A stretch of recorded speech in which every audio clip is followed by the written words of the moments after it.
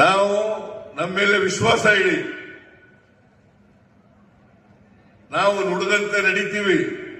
ನಾನು ಏನ್ ಮಾತು ಕೊಟ್ಟಿರ್ತೀನಿ ಆ ಮಾತುಗಳನ್ನ ಉಳಿಸ್ಕೊಳ್ತಕ್ಕಂಥ ಕೆಲಸವನ್ನ ಮಾಡ್ತೇವೆ ಅಂತಕ್ಕಂಥ ಮಾತುಗಳನ್ನ ಹೇಳಿ ನಿಮ್ಗೆಲ್ಲ ನಮಸ್ಕಾರ ಮಾಡಿ ನನ್ನ ಮಾತುಗಳನ್ನು ಮುಗಿಸ್ತೇನೆ.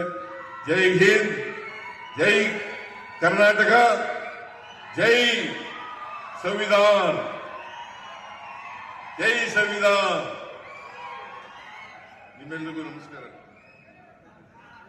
ಜೈ ನಡೆಯ. ನಾವು ಕೊಟ್ಟ ಮಾತು ತಪ್ಪುವಂತಹ ಸರ್ಕಾರ ಸಪ್ಲಿಮೆಂಟರಿನಲ್ಲಿ ಮಾಡಬೇಕು, ಸರ್ಟಿಫಿಕೇಟ್ ಎಸ್ಟಿಮೇಟ್ಸ್ ನಲ್ಲಿ ಮಾಡಬಾರದು ಅಂತಕ್ಕಂಥದ್ದು ಏನಿಲ್ಲ, ಅದನ್ನು ಕೂಡ ಮಾಡ್ತೇವೆ ಅಂತಕ್ಕಂಥ ಮಾತುಗಳನ್ನ ಈ ಸಂದರ್ಭದಲ್ಲಿ ಹೇಳಲಿಕ್ಕೆ ಬಯಸ್ತೇನೆ. ಯಾಕೆ ಪ್ರತಿ ಜಿಲ್ಲೆಯಲ್ಲಿ ಒಂದು ಮೆಡಿಕಲ್ ಕಾಲೇಜು ಆಸ್ಪತ್ರೆ ಇರಬೇಕು ಅಂತಂದ್ರೆ ಎಲ್ರಿಗೂ ಗುಣಮಟ್ಟದ ಆರೋಗ್ಯ ಸಿಗಬೇಕು. ಜೊತೆಗೆ ಮೆಡಿಕಲ್ ಕಾಲೇಜುಗಳಲ್ಲಿ ಗ್ರಾಮೀಣ ಪ್ರದೇಶದಿಂದ ಬಂದಂತ ಬಡವರು, ದಲಿತರು, ಹಿಂದುಳಿದವರು, ಅಲ್ಪಸಂಖ್ಯಾತರು, ರೈತರ ಮಕ್ಕಳು, ಅವರಿಗೆ ಅಲ್ಪಸಂಖ್ಯಾತರು, ಇವರಿಗೆ ಸೀಟ್ಗಳು ಹೆಚ್ಚಾಗಿ ದೊರಕೋದ್ರಿಂದ ಇವರೆಲ್ಲರೂ ಕೂಡ ಡಾಕ್ಟರ್ಗಳಾಗಲಿಕ್ಕೆ ಸಾಧ್ಯ ಆಗ್ತದೆ ಅಂತಕ್ಕಂಥ ಮಾತುಗಳನ್ನ ಈ ಸಂದರ್ಭದಲ್ಲಿ ಹೇಳಲಿಕ್ಕೆ ಬಯಸ್ತಾ ಇದ್ದೀನಿ.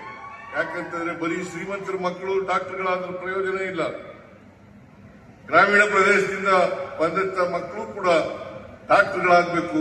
ಆಗ ಮಾತ್ರ ಆರೋಗ್ಯ ಸೇವೆ ಉತ್ತಮ ಗುಣಮಟ್ಟದಲ್ಲಿ ಸಿಗಲಿಕ್ಕೆ ಸಾಧ್ಯ ಆಗ್ತದೆ ಅಂತಕ್ಕಂಥ ಕಾರಣಕ್ಕೋಸ್ಕರವಾಗಿ ನಾವು ಎಲ್ಲ ಜಿಲ್ಲೆಗಳಲ್ಲೂ ಕೂಡ ಮೆಡಿಕಲ್ ಕಾಲೇಜುಗಳನ್ನು ಮಾಡ್ತೇವೆ.